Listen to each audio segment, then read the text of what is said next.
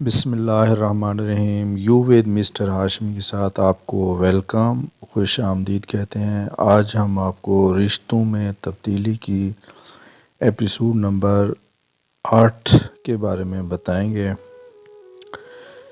جس میں ڈیٹیل سے یہ بتایا گیا ہے کہ عصمت ایک چائے لے کے آؤ، سر بہت دکھ رہا ہے۔ لایا میم۔ عصمت باہر گیا اور فوراً سے پہلے عرشی کے ٹیبل پہ چائے رکھتے ہوئے چائے کی ٹرے نیچے گر گئی۔ اندھے ہو کیا؟ دیکھ کر کام نہیں کر سکتے؟ گند کر دیا ہے، صاف کرو۔ ارشد جو ابھی عرشی کے آفس میں آیا تھا، کیا ہو گیا ہے آپ کو؟ چائے ہی گری ہے نا، آسمان سر پہ کیوں اٹھا لیا ہے؟ عرشی نے ارشد سے کہا، عرشی تم ہر شخص کو لمٹ میں رکھا کرو، یہ لوگ اپنی اوقات بھول جاتے ہیں۔ ارشد ایسا نہیں کہتے، ابھی وہ صاف کر دے گا۔ اچھا ٹھیک ہے، وہ کل والی ڈیل پکی ہوئی تھی، وہ فائل تیار کر کے بھیجو۔ آج وہ لوگ ایگریمنٹ پہ سائن کرنے آ رہے ہیں۔ ایسا کرو تم ڈریس بدل لو اور دوپٹہ مت توڑنا، وہ لوگ شاید اس چیز کو نوٹ کریں۔ ارشد کی باتوں سے ایسا لگ رہا تھا کہ وہ اپنی ہونے والی بیوی کو مہرا بنا کر پروجیکٹ لے رہا ہے، مگر ارشد میں آج تک آفس میں بغیر نقاب کے نہیں آئی، اور آپ بغیر دوپٹے کے مجھے ان میں بٹھائیں گے؟ عرشی جان آپ کو پتہ ہے ایسا پروجیکٹ کبھی کبھی ہاتھ لگتا ہے اور میں اسے گنوانا نہیں چاہتا۔ اس پیار کے انداز میں ارشد کا بولنا عرشی کو اچھا لگا، اور وہ اس بات میں سر لاتے ہوئے اپنی کرسی سے اٹھی اور کپڑے بدلنے کی تیاری کرنے لگی۔ ویلکم سر، آئیں۔ ارشد پرجوش انداز میں آنے والے مہمانوں کا استقبال کرنے لگا اور اپنے آفس میں لے کے گیا۔ اسی طرح عرشی کی طرف اشارہ کرتے ہوئے اس کا تعارف، انٹروڈکشن کروانے لگا، یہ میری اسسٹنٹ ہیں، عرشی میرا رائٹ ہینڈ۔ عرشی نظریں جھکائے سب سن رہی تھی۔ عرشی کے کھلے بال اور گلے میں دوپٹہ اس بات کی گواہی دے رہا تھا کہ پروجیکٹ میں آنے والے مہمان ہوس کا شکار تھے۔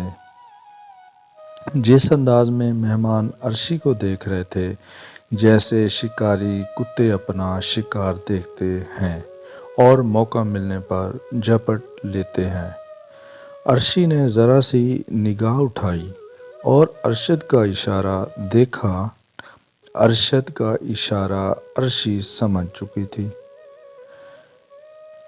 عرشی اب پروجیکٹ کے حوالے سے دوسری پارٹی کو کھڑی ہو کر سپلائی اور اہم موضوعات پر بات کرنا چاہتی تھی۔ دوسری پارٹی میں ایک ادھیڑ عمر شخص، رنگ سانولا، پستہ قد، پینٹ شرٹ ٹائی لگائے ہوئے تھا، جبکہ دوسرا لڑکا ایک نوجوان تھا، شاید اس کا اسسٹنٹ تھا۔ ارشد عرشی کو آگے اس لیے لانا چاہتا تھا کہ اس عمر کے لوگ نوجوان لڑکیوں کی بات مانتے ہیں اور اس سے بآسانی ایگریمنٹ پر سائن کروائے جا سکتے ہیں۔ تو سر، ہمارا کام یہاں تک ہے کہ آپ کو مال کی پیکنگ کروا کر آپ کو ڈیلیور کر دیا جائے گا، اور باقی ضروری باتیں جو ارشد نے عرشی کو بتائی تھیں، وہ سب باتیں عرشی نے بشیر صاحب اور ان کے اسسٹنٹ کو بتا دیں۔ بشیر اس کی بات پر توجہ کم اور اس کے جسم پہ نظر زیادہ رکھے ہوئے تھا۔ ٹھیک ہے، ہمیں ایگریمنٹ دیں، میں دستخط کر دیتا ہوں۔ اس بات پر ارشد مسکرایا اور عرشی کو ایگریمنٹ پکڑاتے ہوئے مسکرایا۔ عرشی ٹیبل پہ کھڑی پین ہاتھ میں تھماتے ہوئے بول، سر یہ لیں، ادھر سائن کر دیں۔ شیطانی مسکراہٹ کے ساتھ اس پستہ قد کے آدمی نے سائن کرنے کے لیے پین پکڑا۔ عرشی کے ہاتھ کو چھونے کی کوشش کرنے لگا۔ عرشی جھٹ سے تھوڑا سائڈ پہ ہو گئی۔ ارشد نے کوئی بات بھی نوٹ نہ کی کیونکہ اسے پروجیکٹ ملنے کی خوشی تھی۔ ارشد اسسٹنٹ سے محو گفتگو ہو گیا۔ آج میں بہت خوش ہوں کہ نیا کام مل گیا ہے۔ ارشد، آپ نے اس کی نگاہیں دیکھی؟ کس قدر خطرناک نظر آ رہی تھی۔ عرشی، یہ چھوٹی موٹی باتوں کو نظر انداز کرو گی تو آگے بڑھ سکو گی۔ عرشی نے اس بات میں سر ہلا کر ارشد کی بہا میں ہاں ملائی اور کیفے میں جا کر کافی پی۔ اچھا، کل ذرا میں شہر سے باہر جا رہا ہوں، پیچھے خیال رکھنا۔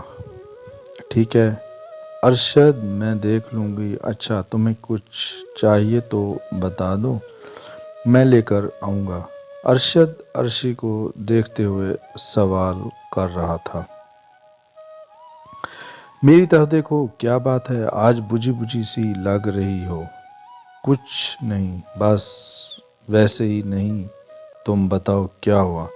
وہ ارشد، اس نے میرے ہاتھ کو چھونے کی کوشش کی تھی، میں آئندہ ان کے سامنے نہیں جاؤں گی۔ عرشی، میں نے آپ سے کہا ہے نا، چھوٹی موٹی باتوں کو دل پہ مت لیا کرو۔ اچھا ٹھیک ہے۔ کہانی اچھی لگی ہو تو اس کو سبسکرائب اور لائک کیجیے گا۔ نیکسٹ انشاءاللہ ایپیسوڈ 9 میں ہم ملیں گے۔ بہت مہربانی، اور اس کے علاوہ کمنٹ بھی اور سبسکرائب بھی کیجیے گا۔ اللہ حافظ۔